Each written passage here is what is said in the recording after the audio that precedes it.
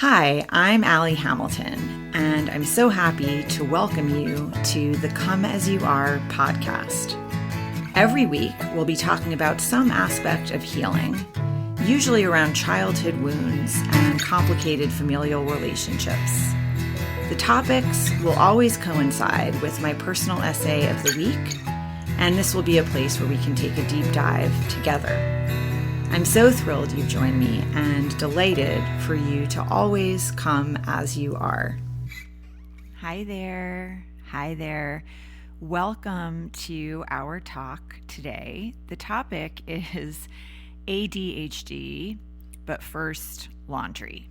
And I wrote the essay this week, and the talk today is really about just a recent diagnosis that I just had, but I really want to talk about the larger picture of process, meaning the way that we're doing whatever it is that we're doing and what a big impact that has on your day, your experience, your energy levels, just the feeling that you have as you are going through your days, which is a really meaningful thing, right? Like, you're living inside your own experience for so much of the time, and you're living everything that we're experiencing. We're always everything is coming to us through these filters.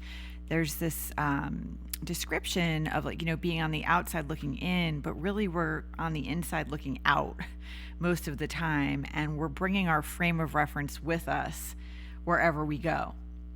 Frame of reference meaning like all the things we've been through in our lives that have informed the way that we're thinking about whatever situations we're in. And that includes like the way that we're thinking about ourselves, right? Like ourselves and the way, whatever our roles might be, whatever we were taught in our family of origin, the way that we have learned to understand the people around us and the world around us, times we've had our hearts broken or experienced incredible confusion or overwhelm. Like all these things we're bringing with us wherever we go and whatever we do. And so a big part of, well, certainly the yoga practice, but any spiritual practice or any practice that you're engaging with that is hopefully going to help you in your own healing process and also your ability to just see things clearly is knowing that you're bringing a lot with you into every situation. And, David Foster Wallace, who has become, he's a writer, and he very famous commencement speech that was also turned into a short that you can find. There's some problematic stuff there as well. But there's one part of the commencement speech that is, and let me just say for a moment, with most artists, you're going to find things, and I'm still in that process of figuring out, can you separate the art from the artist? And if you can't, are there any artists left?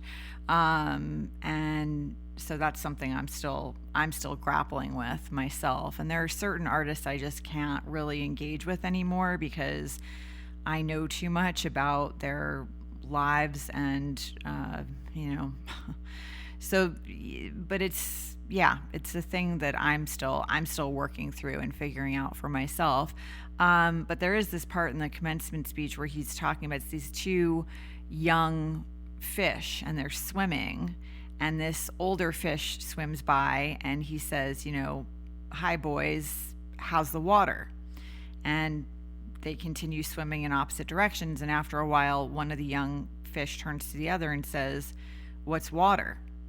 And the idea really is just, sometimes you're so immersed in something, you are not even questioning it anymore. And that can happen with ideas that we have about ourselves or other people. This stuff can become so ingrained that we're just not even questioning it, or there isn't any space between the thing and us so that we can kind of assess. And I feel like I just went through a little experience of that, maybe not even a little one.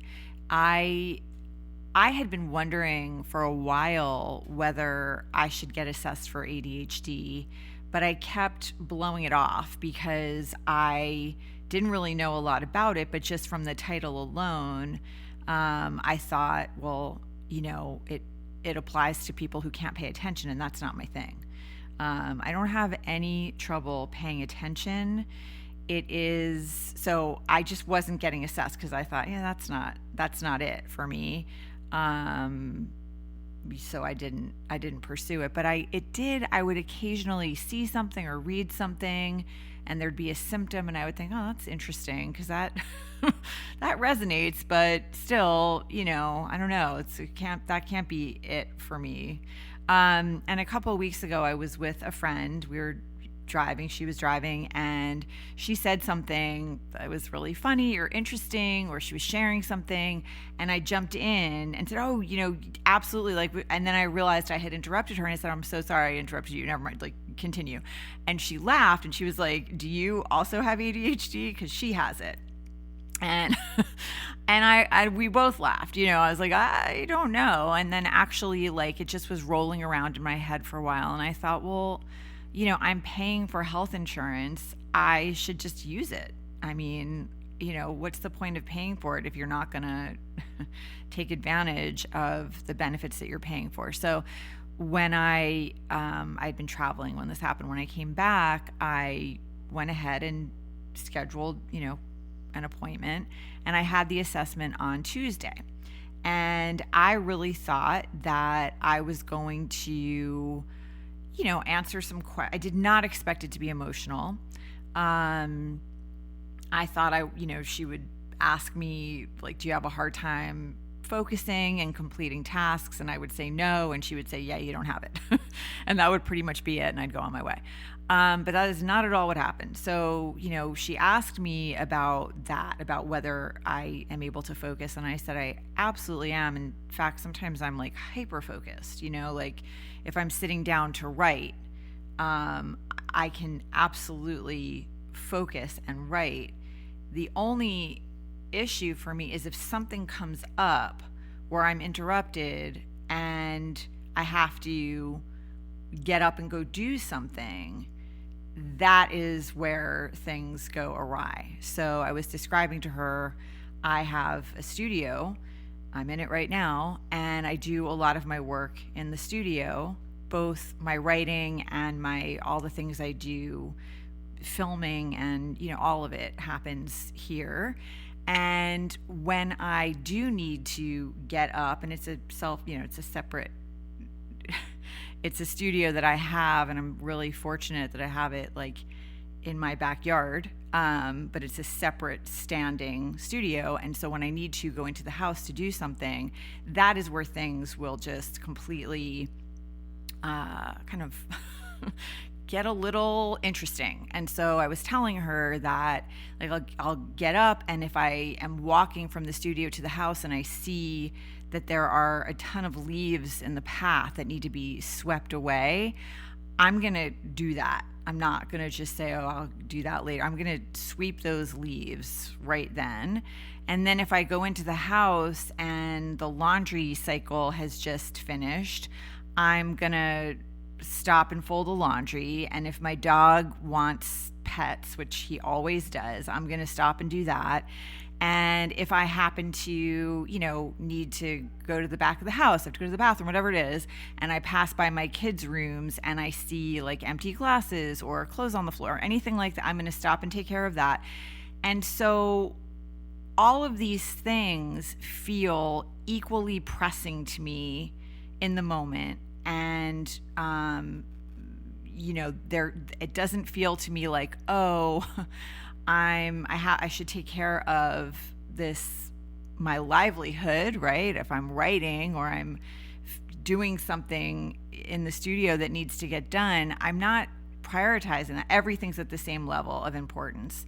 And it really feels to me like I can't proceed until I do the thing in front of me.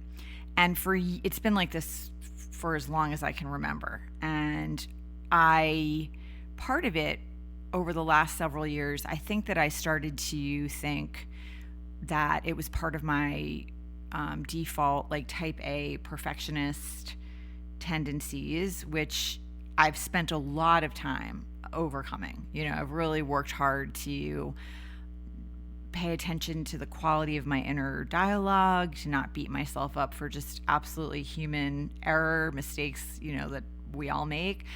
I'm aware of that in myself. It's a tendency to sort of focus on what I don't get done in a day instead of all the things I do get done. So I'm very aware of that. And I chalked up a lot of this behavior to that, to like this sort of, perfectionist standard type A, little dash of OCD in there. These are self-diagnoses that I sort of tongue in cheek would ascribe to myself to make sense of my inability to sort of like move forward. It's almost like Chutes and Ladders, or like I can't pass to the next level until I've completed the one. Chutes and Ladders isn't the right game, but until I've completed the one before it. And so, which is I think why Ashtanga for a long time appealed to me so much. That's a practice of yoga. It's very intense, and you cannot get the next pose till you've mastered the one behind it. You can't get the next series till you've mastered the entire series that comes before it. And my like type A personality I loved that, and also it was terrible for me in equal measure. So, I know this about myself. And also, I think I had, and maybe a lot of you will relate to this if you have kids, I sort of ascribed a lot of this to just being a mom. And I was a single mom for 8 years, and they happened to be the 8, really intense years of my children's childhoods. My ex and I split when my daughter was 18 months old. I was still nursing, and my son was 4.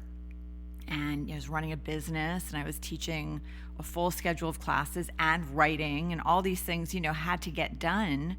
But the kids obviously had to come first. And I really felt like if I'm not always going and moving and doing and thinking and paying attention and making lists and checking things off and putting alerts in my phone, it's all going to fall apart. And I don't think I was wrong.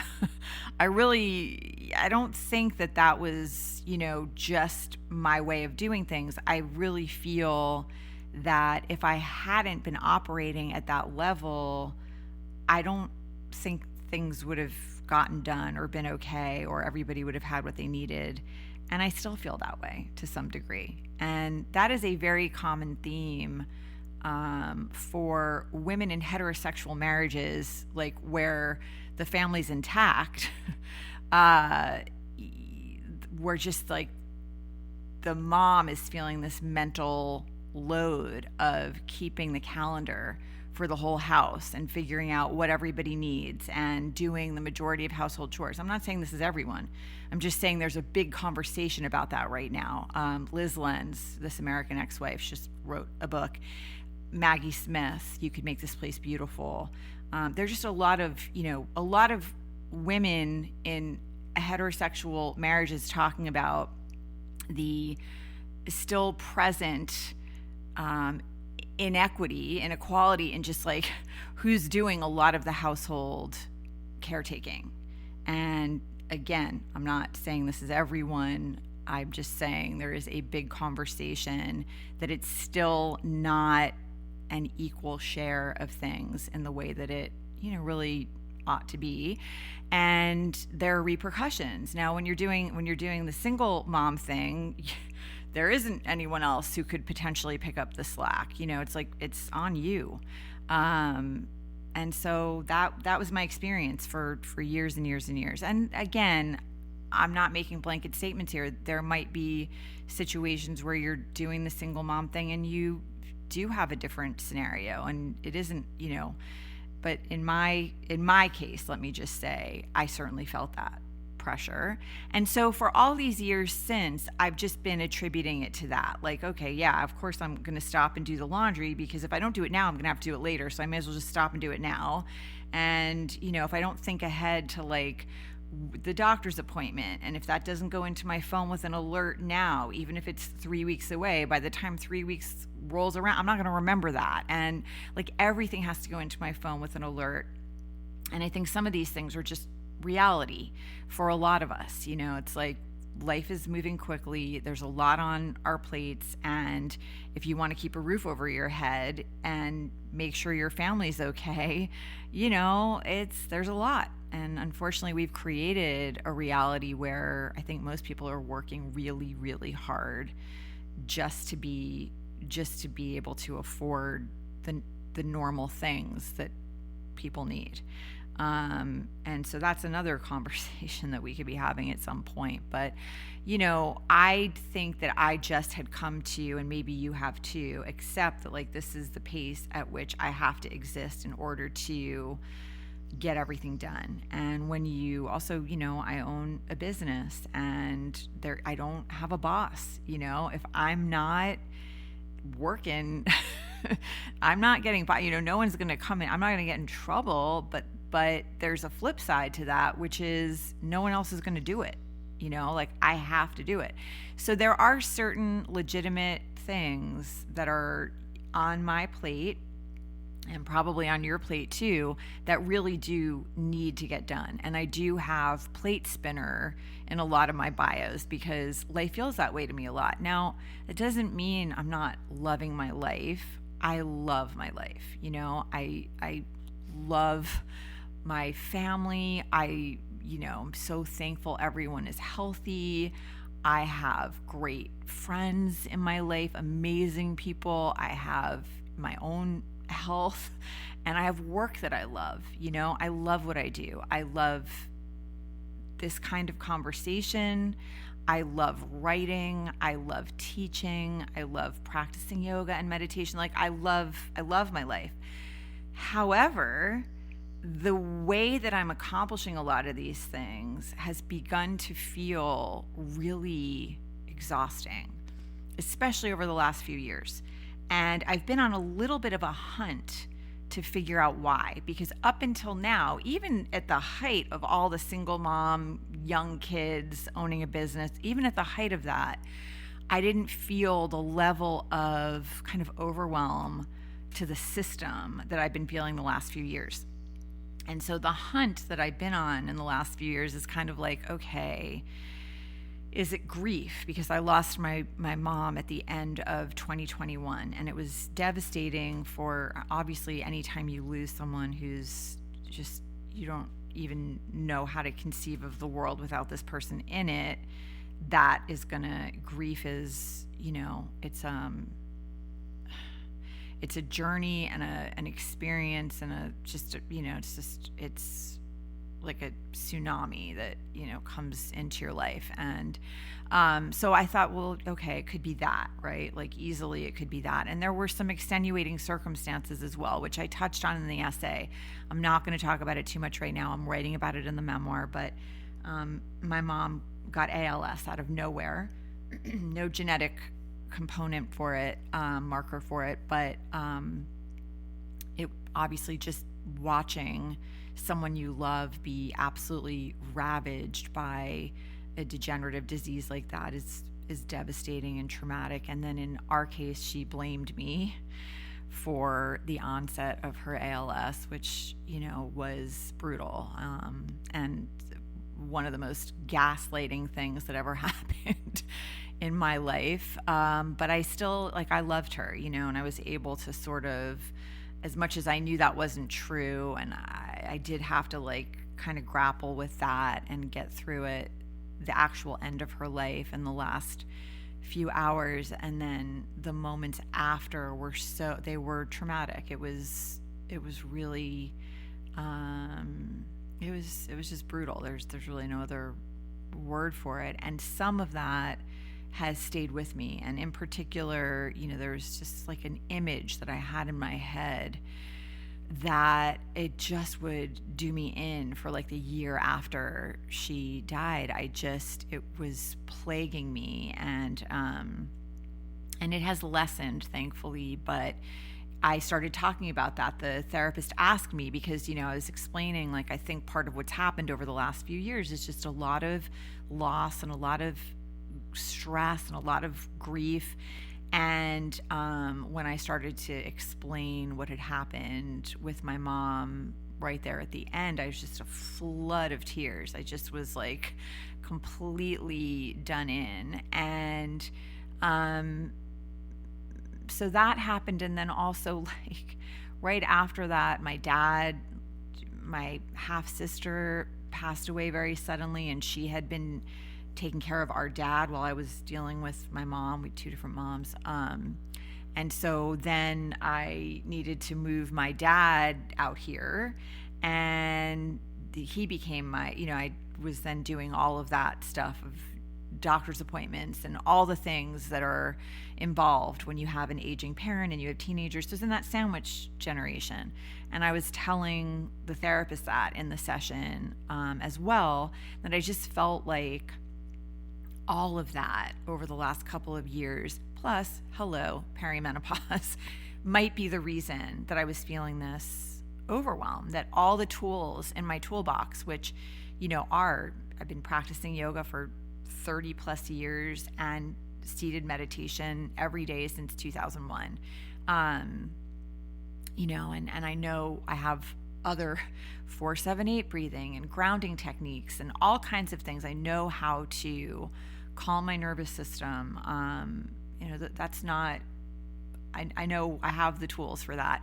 And even using all the tools in my toolbox every day, I still have this feeling of like the seams just being really, really stretched, and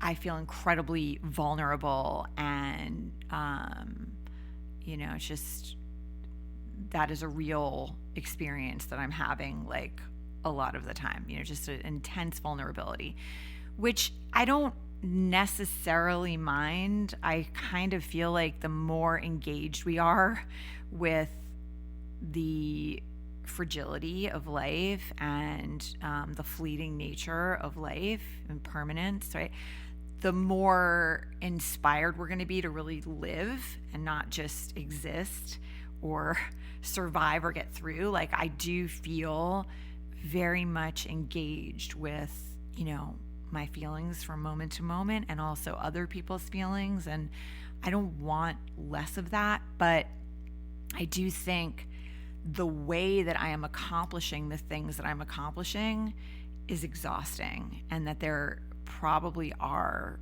ways to alleviate some of that exhaustion and some of that mental load, and that it would be really nice to be able to walk from the studio to my house and not stop to sweep the leaves or feel like I've got to fix the pillows on the, furniture out there, or like fold the laundry if I walk in and the laundry's dry. Like, I don't really think that that's the best way to go through the day, is doing this thing and then this thing and then this thing, and having everything at the same level is probably not ideal. And after I wrote the essay and published it, I've heard from so many people who were diagnosed late in life, like well into adulthood, and feel a tremendous amount of grief because they struggled their entire lives and they weren't diagnosed, and all these things that seemed easier for other people, they've just been like,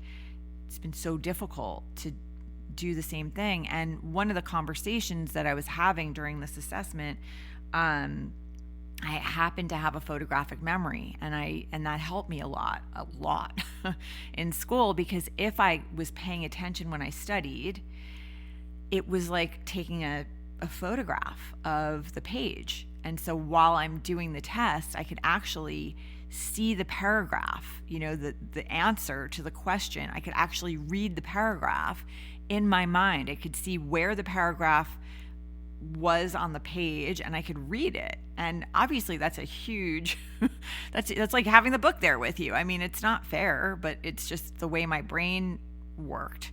And I think that I was able to mask a lot of the the symptoms that have always been present. I've always been someone who, like, if I'm sitting, I'm bouncing. Like, I've got a leg bouncing, both legs bouncing. I drive people crazy if they're sitting next to me, or I'm like moving, I'm stretching a leg, or like I'll even just be on the couch watching, and I've got like one, I've got my big toe hooked, and I'm extending my leg, and then the other leg, because it's just like sitting still. I start feeling energy moving through my body. And it's not comfortable. It's not like, oh, this is great energy coursing through. It's like, no, I'm exhausted. I would really like to just relax now. And my body's like, no, we're not doing that yet. You're not exhausted enough yet. And, it would just be nice to not have to be so mentally and physically exhausted in order to be able to like sit still and enjoy, right? So that's something that I've been aware of for a long time, and I do need daily movement, and I probably always will. I'm not someone, like, if I don't move that energy through my body at some point during the day, I'm not going to be happy at night. Like, it's just not going to go well. And somebody who had responded to the essay said, who it resonated with, saying yoga only works for me while I'm doing it, and I'm like, yeah, like, it's a daily practice, it's a daily practice. And I don't know where I would be if I didn't have that and I didn't have meditation. I think that I would not be okay. I know how to quiet my mind, and I think that is why I was drawn to this practice so intensely, because it was like the first time in my life that I actually had the experience of full immersion, of like a quiet mind and being fully immersed in, I had some of it in ballet for sure. And I danced for 12 years from the time I was 4 to 16, very, seriously on point, and hours after school. But with ballet, there's a mirror, there's a teacher, there's a routine, there's steps, there's like stuff that you're trying to remember. It's very outwardly focused. And so even with the kind of like, okay, I'm not thinking about my life at home or what's happening with my parents. I'm getting a break from that stuff, but I'm not getting a full mental break, right? Until I got on my yoga mat, and really, once I knew the poses and I understood and I was flowing, that relief of a quiet mind, was just so, it was a revelation to me. I didn't know you could experience that. And once I got a taste of it, I of course wanted more. It's like, oh, that, whatever that is, like, I want more of that, And so that is what really, I think, grabbed me and drew me in and kept me coming back. And to this day, 30 plus years later, it doesn't matter what is happening. Of course, I'm a human being. There are days where I'm tired. I have to kind of drag myself to the mat. Within 3 minutes, I feel I'm smiling, and I'm smiling, I know, because my whole being is like, oh, yes, like, the mind is quiet. This is great. It's such a relief, and I need it. Like, I need that relief. And seated meditation is the same. It's like, and I am able to sit still when I'm doing a seated meditation, because I'm really curious about the movement that's happening inside my body, right? There's still sensation to engage with and to be curious about. And there are days where it takes longer for the chatter to subside and for me to like drop into my body and get really curious about sensation. But even with that, I'm able to kind of laugh about it, because it is funny, right? To watch your mind jumping around, like, I don't know. I find it amusing. Like, okay, there's my mind. It's doing its thing right now. I'm just going to just keep enticing my mind to just drop down into my body and pay attention to like what's happening in my right hand thumb right now, And I have gotten to the point in my practice, I've been doing this for decades now, where my mind will acquiesce eventually, and most days pretty quickly, because I think that I also, like, my mind is like, oh great, I could use a break, that would be nice. So and I also, somebody else sent me a beautiful email and said that she had also, in helping her own child with this ADHD diagnosis, she recognized some of those traits in herself, and she sent me an article because there's a conversation about the name attention deficit hyperactivity disorder. Like, calling it a disorder is, obviously there's a big stigma there, and there are a whole bunch of people who have been diagnosed with ADHD that want to change the name to VAST, which is variable attention stimulus trait. Variable attention stimulus trait. So not a disorder, it's a trait. And the idea is that it's not that you have a deficit, like, it's not that you can't pay attention, it's that you are paying attention to too many things. Your mind is like paying attention to this, and then it's paying attention to that. And that there are sort of pairings with this wiring that are really positive. Like, you hyper focus. You might experience times where it's hard to focus on just one thing, but there are also times where you are hyper focused. And I experience that. I have those times where I'm like, if I'm writing and I'm immersed, good luck I'm like I'm locked in, and that's what I'm going to be doing. And might be for whatever, 4 hours, but like that's what's going to happen. Or if I'm in a conversation with someone, I years ago at some point started to treat conversations with people, like real conversations where you are sitting and focusing, as like a meditation. Not a meditation where you're paying attention to your own sensation in your body, a meditation where you're really focused on the other person. You're just engaged with the other person and curious and open, and your mind is quiet. You're just, like a sponge, like, let me see how you are and what's happening with you. And I find human beings really fascinating. So if whatever it is that's in front of me is like interesting or, unexpected, or I'm fully there, like I'm fully engaged. It's when I get interrupted, and then there are like these sort of tasks that are around me. I'm like, well, I can't get back to that really interesting thing that I'm doing until I do all these other things that need to get done that feel just as important in the moment. That's the part that's really depleting, I think, at the end of the day. That's just, and I was even doing it earlier. So it's for sure like new information that I'm integrating. And there were a lot of people in the comments who were like, I experienced a lot of grief when I was diagnosed, and I really get that. I think that it makes a lot of sense, especially if you can look back, and a lot of people had like report cards where it's just like, oh, this person has a lot of potential, but they're like too active in class, or they talk, or they blurt things out, or whatever it is. I think that what happened in my world, and part of the reason that I was able to mask a lot of this stuff, is that my self-esteem was so wrapped up in approval.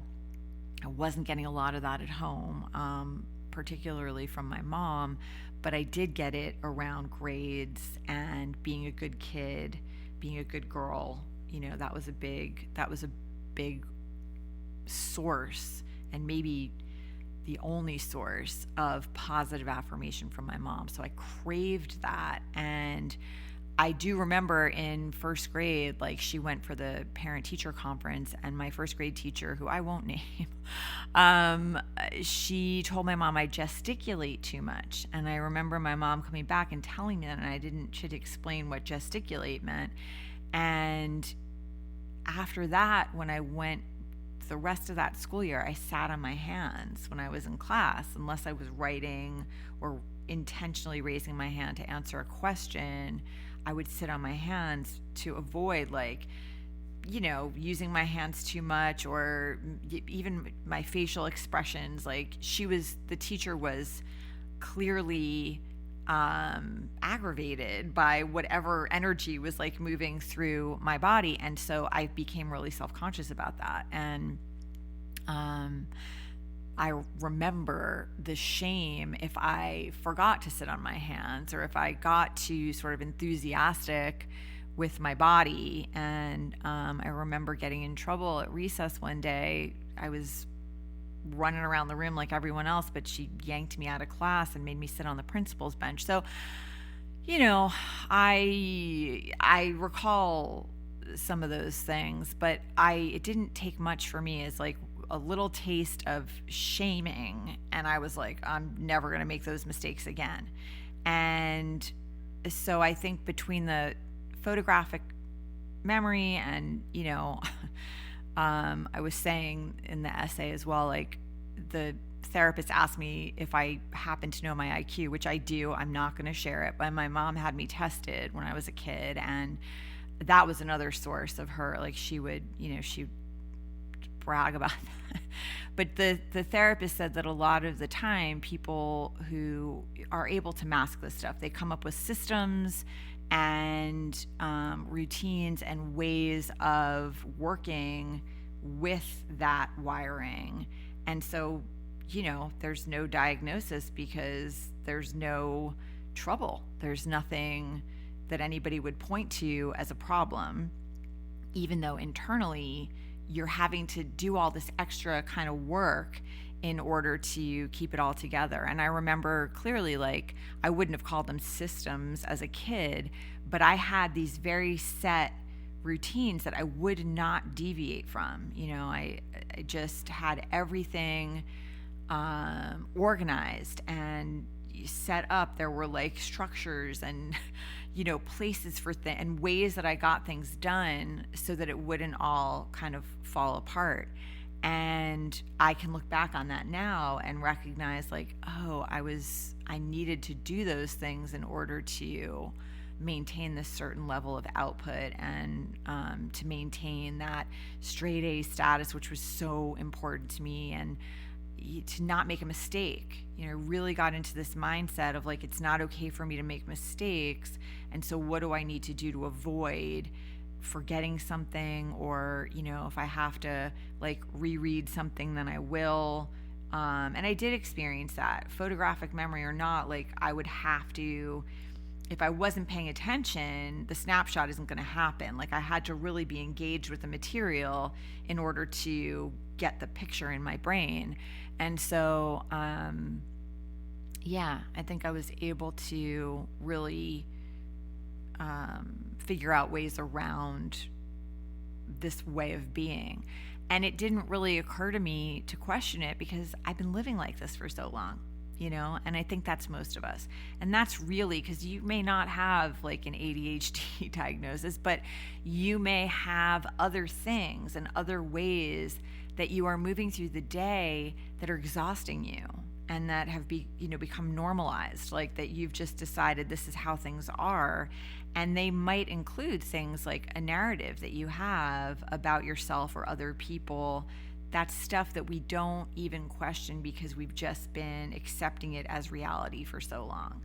And any chance you get to kind of pull yourself back, and that's one of the great gifts of a seated meditation practice too. And I think it's one of the reasons, of really two reasons. Like when my friend said that, asked me whether I had ADHD, because it creates some impulsivity too. Like if someone says something really interesting, you instantly want to be like, oh, I totally know what you're talking about, and it's like you could just wait, let them finish, and then you can say whatever you want to say.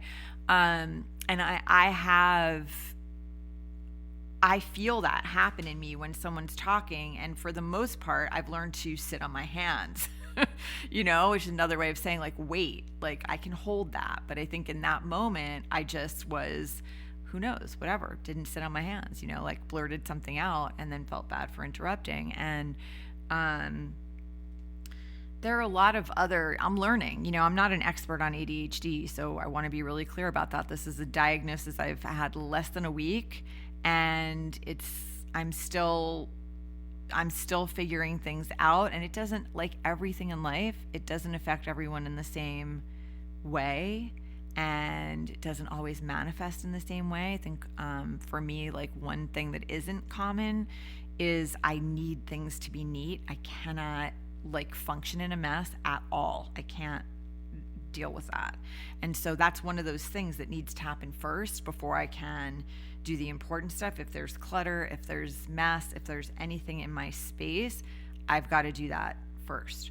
And so you may have things like this that speak to you. And a bunch of people did respond and say, like, I relate to a lot of this, and I relate to the systems. I have to it's small things and big things. I've got to put my bag, my purse, my bag that I carry on most days, that needs to go in the same drawer with my car and house keys in the inside pocket. And when I get in from having been out, I've got to take my readers out of their felt case. I leave the case in the bag because if I don't, I'm going to misplace it. And all those things have to be where they are. Otherwise, forget it. Like, I mostly have my phone notifications off. And so if I misplace my phone, good luck. Like, I'm not going to be able to have somebody call me to find it because it's like, it's off. And it's off for a reason. I don't want to be distracted. If I'm writing or if I'm like filming or whatever I'm doing, I don't want like a text, I don't want that alert. I don't want notifications from anything. I have all my notifications for social media off, but my texting is, obviously I have to silence that or, be going off all day. So, and that is the kind of thing that'll pull me out of what I'm doing. And so I've got my systems, and everything that I do in a day, like if I've got a lunch with someone, it always has to have an alert in my phone that goes off the day before, and then 2 hours before the event. And then sometimes I'll do it like 5 minutes before too. Like because there's a lot and it does feel like spinning plates. I don't want to forget anything important. And so some of those things I do think are like, this is just how life is right now. But I think anywhere that you're able to step back and just figure out, is there anything that I'm doing in my process that I could maybe look at that might make the experience of all of these responsibilities I need to take care of in a day, like a little more manageable? Is there any mental load that I'm carrying that's extra because of the way that I'm demanding that I get things done, or the way that I'm used to getting things done? Is there anything that I could maybe switch up a little bit? And I'm of the mind that the more information we have, the better. So over the last few years, when I say I've been on a hunt, like I had my hormones checked because I'm in perimenopause. I wanted to sort of see like where I was at with that. It happened at the same time I was grieving my mother. Then my dad passed away in July of this last summer. So there's a lot of grief in the last few years. And my stepdad is, in New York City, and I'm in California. So I'm always like worrying about him. And it's a lot, right? The sandwich generation is called that for a reason, and my oldest is going to college in September. So there are a lot of extenuating factors and things that are legitimately happening, but then there's also the way that I'm managing them. And any information I can get about like what is just a natural result of a bunch of challenging circumstances versus what is maybe a result of my own way of moving through that stuff, like that's good information to have. And so I haven't been grieving around this diagnosis yet. I mean, maybe that will come, but I've actually been more like, oh, like relieved, like okay, and also kind of like laughing at myself, because when I was describing this stuff to the therapist, which to me is normal, it's how I get through the day, I could see she was wonderful, by the way, like so full of empathy and so focused and so just incredibly lovely. But I could see in her face as I was describing like my process, I could just see her. I was like, oh, like maybe this is not how most people get things done. And I sort of knew that. Like my family, like my family laughs at me. Like, oh. My mother, even, who was herself someone who was always moving, and she was the kind of person, if you came over for drinks or something and you got up to go to the bathroom, she would go fluff that couch pillow while you were gone. Even though you're going to come back and sit right back down, she had to like fluff that pillow. Everything was neat in my mother's.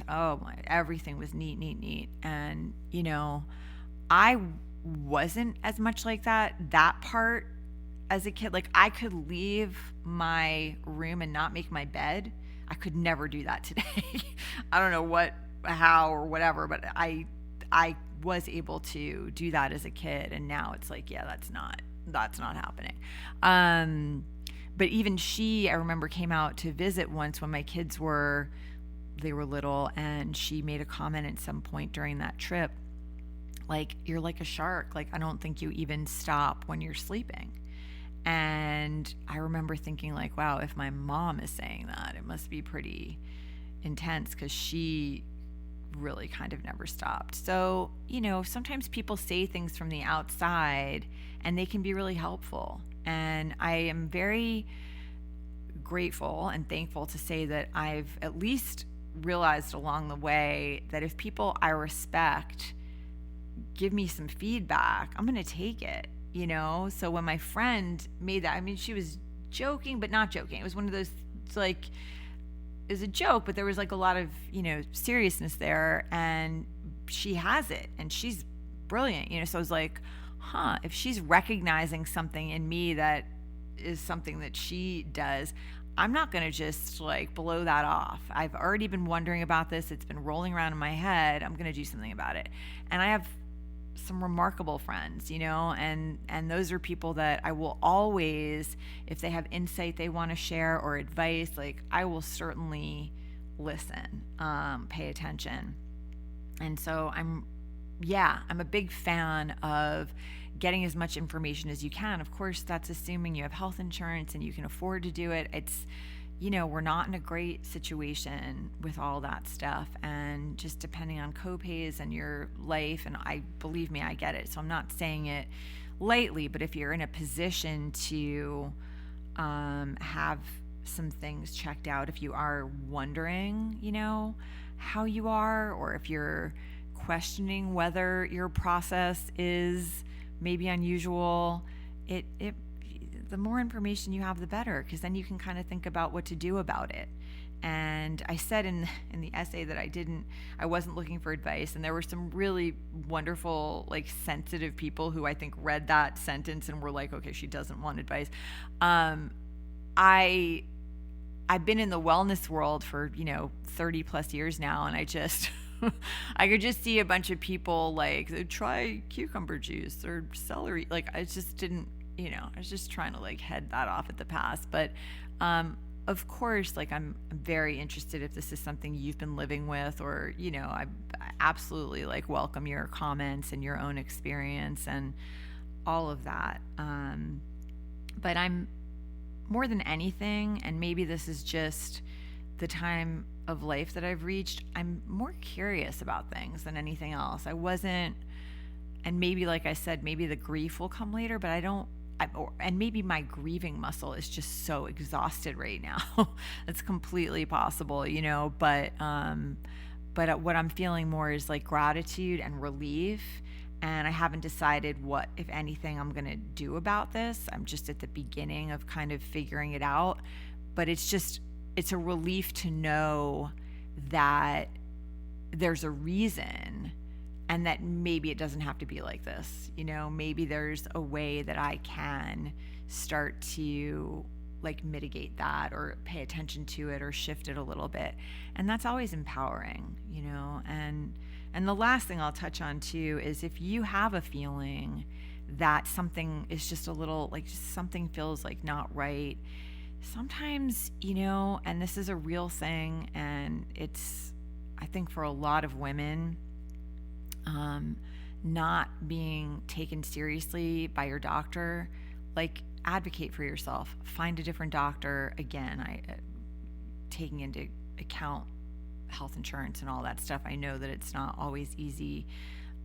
Women of color even more, like struggle with that. And these are like, these are things you can Google them. Like there's a lot of evidence. This is not just, stuff I'm saying. This is real. And maternal death, I mean, all of that stuff. Like there's a whole just more information than you could ever want if you are interested. But it's a real thing that women go to receive medical care, health care, and they are, the first doctor that I went to when I was grieving my mother, I was trying to figure out, like, is this quote unquote just grief, or is it like hormones and perimenopause, and can we get my hormones checked?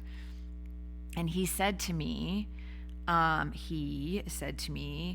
are you unpleasant to be around? And I did not understand the question. I was like, wait, I'm sorry, what? And he said, would your family say that you are unpleasant to be around right now? And I was just like, wow, like I hope not, but also I just told you I'm grieving and I'm not okay. And I'm trying to figure out if it's the loss of my mother or if it's perimenopause or if it's a combination of those two things. And your next question is whether my family would say I'm unpleasant to be around right now. Like, I'm not your first concern. Everyone around me is your first concern. That's not normal, folks. Like, that's not okay. That's not the next right question. And so I found a new doctor, and she immediately was like, let's just check your hormones and see what's going on there. And, the more information you have, the better. And advocating for yourself is a huge part of finding that information. And the other thing I'll say to you before I sign off is with the perimenopause stuff, for me, and again, like this is just my own, this is what is working for me, which may not work for you. But I am taking a probiotic. I am taking a these are all things that I'm ingesting. Like, I personally think that is the best way, but everybody's got to you've got to like hunt these things down for yourself. And then I take magnesium before I go to bed. And those 3 things have really helped me a lot.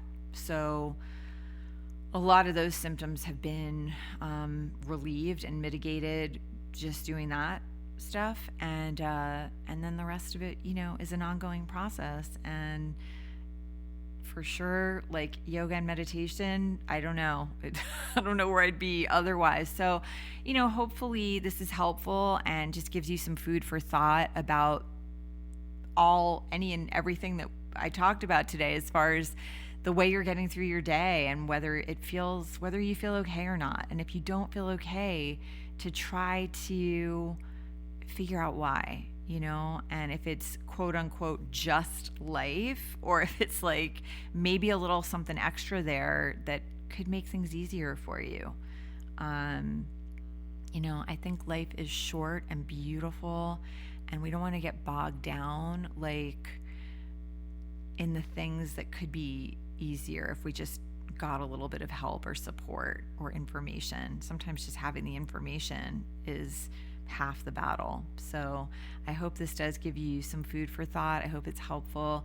I'm here if you need to talk or want to talk. And I love your comments, and thank you, so much I really did with the essay this week. Got so many beautiful comments from people and emails, and I love that. So please feel free to reach out. And I look forward to connecting with you next time. Stay well, friends.